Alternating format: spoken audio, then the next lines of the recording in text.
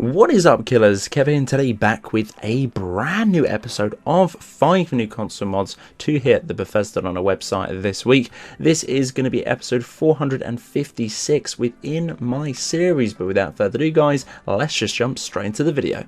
JK's Windhelm coming in at 272 kilobytes of a download. The footage on screen now is going to be mainly captured for the Xbox One, but there is actually a version out there on the PlayStation 4 if you guys want to pick it up. For this one, it is going to be a port of the JK's fabulous Windhelm Overhaul, which gives Windhelm a little bit more of a Nordic character and vibe throughout the city. Loads of different things have been plotted around, added just to make this settlement look absolutely gorgeous. I highly recommend everyone to at least grab all of these particular ones. They do change some of the cities and settlements absolutely beautifully. Plus as well, the download size for all of these particular JK mods are extremely low. There have been a load of them popping off this month within the site and on the channel too. We've covered a few and hopefully we'll be covering a lot more. I will be bringing you that first guys, but personally I would grab all of these JK ones. They're absolutely gorgeous. In conjunction with that, maybe a beautiful texture overhaul such as Skyland all in one, which obviously has come to the Bethesda on the website this week too. Once again pricey, but both put together your game will be completely changed. Definitely worth diving into and having a little look. ASCiD, a Skyrim covered in dirt landscape texture overhaul. This one is coming in an incredibly low 456.9 kilobytes of a download. For this one, it's the official landscape retexture overhaul for the Wax Whiskey campaign setting. This is a beautiful thing to be added for the PlayStation 4 users.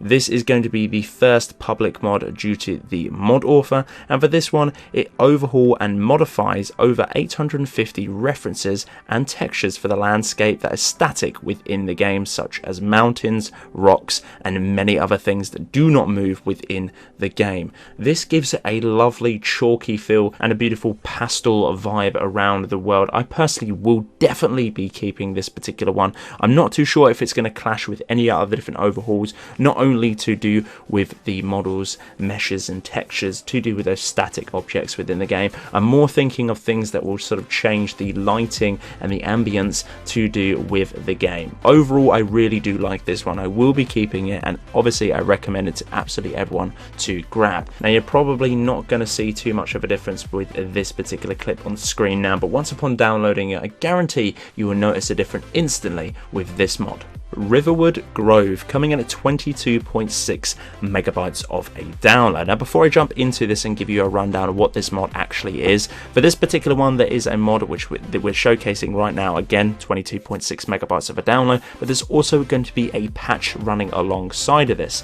I personally tried to download the patch and it said nope, no files are present, and personally I didn't actually need the patch whatsoever, and I'm running an awful lot of things that do change settlements, and including that is going to be RIVERWOOD. No changes, no crashes, no bugs, no glitches, so personally you probably won't need the patch, but I will put it within the description right next to this particular mod. But for this mod that is going to be shown within this video, it adds loads of other different elements to the settlement of RIVERWOOD. A small fishing grove taken in the advanced age. There's going to be salmon on the water waves. There's going to be so many industrial features added into this one. The forges are going to be upgraded, the lumber mill is going to be slightly tweaked, and the beneficials to the community is going to be absolutely beautiful. Guys, if you want an immersive overhaul to do with RIVERWOOD, I would definitely grab this particular one. The load order is not going to be compatible with anything that does change RIVERWOOD. Personally, I do have the JKs and a bunch of other things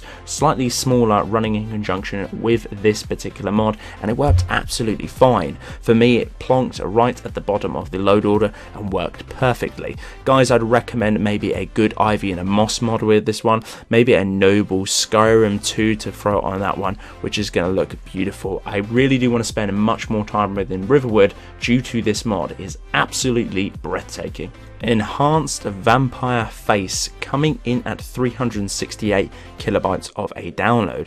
This mod proposes that it removes the dirt from the vampire faces to make vampires a little bit more appealing and a little bit less somewhat aggressive within the game. Not really a vampire fan myself, more kind of a werewolf, but for this particular one, the vampires do look a lot more prettier and a little bit more beautiful too. The female vampires in this video, as you can tell right now, are going to look a little bit sameish on this particular one, but it works slightly tweaked for the males on this one. The load order, I have no idea. Personally, once again, it's going to be down the bottom, and it works an absolute treat. Guys, let me know if you see any difference with this particular mod. Once again, it's going to be incredibly small download size. Have a little play within your load order, and let me know if this changes anything to do with your current setup within your game. Lustmord Rose Vampire Armor. This is going to be the UMP/vanilla one. I'm not too sure if there's another one out there, but both are going to work beautifully within your game, whatever setup you are running. Hence the two of the UMP with the / of the vanilla. Do not worry about that too much. This one is coming in at 34.1 megabytes of a download. Adds a absolute beautiful set for the female characters within the game. You don't have to be a vampire to rock this particular set. It will still show up within the forge for you guys to grab and have a little look. But this one, as I said before, it comes in two different shapes of the body morph or the body armor. It's going to be the vanilla body / UMP and the blessed variety, which is going to be the UMP-B and the 7B of the body shapes too. You can pretty much pick and choose which one you want to rock on this one. And again, I do believe this is going to be a port from the nexusmods.com.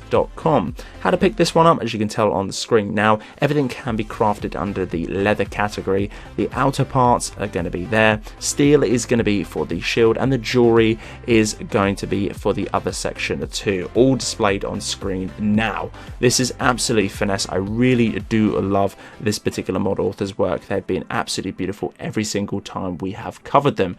Guys, go and grab this one out if you are playing any vampire, or even if you're playing a beautiful female character. I still think this would fit absolutely gorgeous. So guys, that's the end of this episode. This has been episode 456 within my series. Guys, if you did enjoy, I would very much appreciate a like on the video. It does help me out an awful lot. If you're new around here too and you haven't already, you've made it this far, you might as well click that subscribe button. Right next to it as well, there is going to be a little bell icon. If you click that in some way, shape or form, when I upload a video, you will get a notification sent to you. But until the next one, guys, Killerkev here, and Killerkev out.